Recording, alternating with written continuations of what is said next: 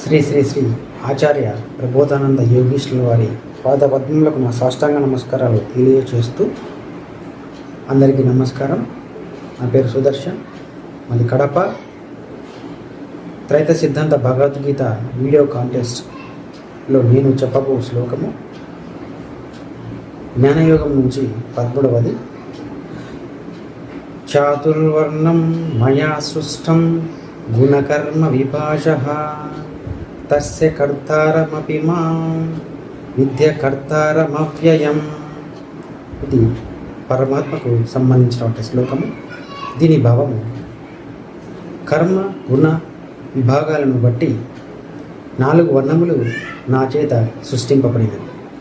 వాటి కర్తనైనను కాకుండా నాశనము లేనివాడనై ఉన్నాను. భావము త్రైతసిద్ధ భగవద్గీతను చదవండి, శ్రీకృష్ణుని నిజభావంను తెలుసుకోండి. నమస్కారం.